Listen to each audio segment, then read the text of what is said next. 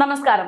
കേരളത്തിൽ സാമ്പത്തിക പ്രതിസന്ധി കുറഞ്ഞു വരുന്നുണ്ട്. കേരളം സാമ്പത്തിക പ്രതിസന്ധിയെ മറികടന്നു എന്ന് കഴിഞ്ഞ ദിവസത്തിലാണ് നമ്മുടെ ധനമന്ത്രിയായിട്ടുള്ള KN ബാലഗോപാൽ പ്രഖ്യാപിച്ചത്. ഒരു വാർത്താ സമ്മേളനത്തിനിടെയാണ് ധനമന്ത്രിയായിട്ടുള്ള KN ബാലഗോപാൽ കേരളത്തിന്റെ സാമ്പത്തിക പ്രതിസന്ധിയൊക്കെ കുറയുന്നുണ്ട്, വാർത്തകൾ പോലെയല്ല, കേരളം സാമ്പത്തിക പ്രതിസന്ധിയിൽ കൂടുതൽ പ്രശ്നങ്ങളൊക്കെ പരിഹരിച്ചുകൊണ്ട് കേരളം കൂടുതൽ ഊർജ്ജമായിട്ട് മുന്നോട്ടേക്ക് പോകുകയാണെന്ന് പറഞ്ഞത്.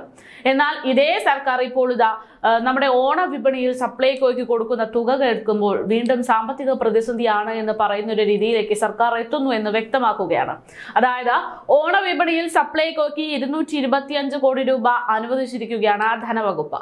ബജറ്റ് വകയിരുത്തിയതിനേക്കാൾ 120 കോടി രൂപ അധികമാണ് നൽകുന്നതെന്ന് ധനമന്ത്രി KN ബാലഗോപാൽ പറയുന്നു. ഓണക്കാലത്ത് ആവശ്യ നിത്യോപയോഗ സാധനങ്ങളുടെ വിലക്കയറ്റം നിയന്ത്രിക്കാനുള്ള വിവിധ പ്രവർത്തനങ്ങൾക്കായിട്ടാണ് തുക അനുവദിക്കുന്നത്. വിപണിയിൽ ഇടപെടൽ തടയുന്നതിനുള്ള ആവശ്യങ്ങൾക്ക് സപ്ലൈകോ 600 കോടി രൂപ ആവശ്യപ്പെട്ടിടത്താണ് ഇപ്പോൾ 220 കോടി രൂപ നൽകിയിരിക്കുന്നത് എന്ന കാര്യം മാത്രം ധനമന്ത്രി പറഞ്ഞിട്ടില്ല. വിപണിയിലെ ഇടപെടലിനും സാധനങ്ങൾ വാങ്ങിയ ഇനത്തിൽ കരാർ കമ്പനികൾക്ക് കുടിശ്ശിക നൽകുന്നതുമായി ബന്ധപ്പെട്ടും മാസങ്ങൾക്ക് മുമ്പ് തന്നെ സപ്ലൈകോ ധനവകുപ്പിനോട് അധിക തുക ആവശ്യപ്പെട്ടിട്ടുണ്ട്. ഈ സാഹചര്യത്തിലാണ് ചോദിച്ചതിലും കൂടുതൽ നൽകുന്നു എന്ന് പറഞ്ഞ 225 കോടി രൂപ മാത്രം ധനവകുപ്പ് നൽകിയിരിക്കുന്നത് എന്നതും ധനവകുപ്പ് ഉത്തരവാദിത്തങ്ങളിൽ നിന്ന് ഒഴിഞ്ഞു മാറുകയാണ് എന്നതും വ്യക്തമാക്കുന്നത്.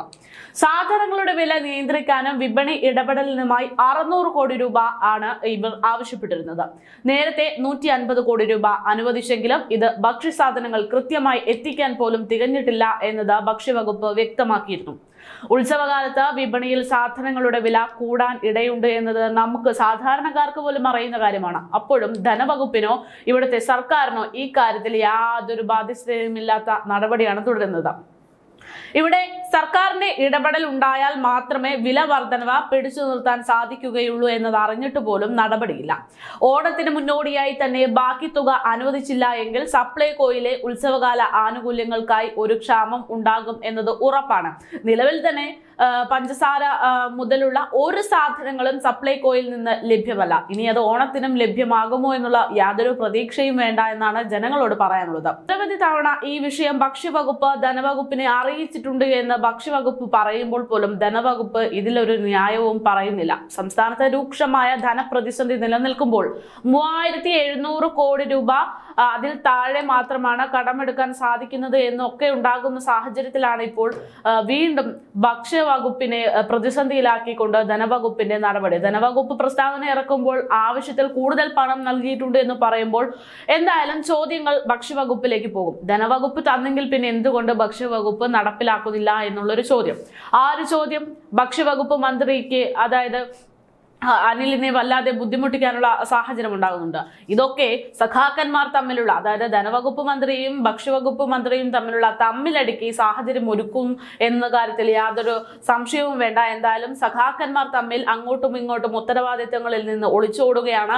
തന്റെ ഉത്തരവാദിത്തം അല്ലെങ്കിൽ തനിക്കെതിരെ ഉണ്ടാകുന്ന വിവാദത്തെ ഒഴിവാക്കാൻ വേണ്ടി ഉത്തരവാദിത്തങ്ങൾ തന്റെ മറുപുറത്തുള്ള സഖാവിന്റെ തലയിൽ ഇട്ടുകൊടുത്ത് ആ സഖാവിനെ ബലി കൊടുത്തുകൊണ്ട് വിവാദങ്ങളിൽ ഒളിച്ചോടുകയാണ് സഖാക്കന്മാർ എന്നത് തന്നെയാണ് ഇവിടെ വ്യക്തമാകുന്നത്.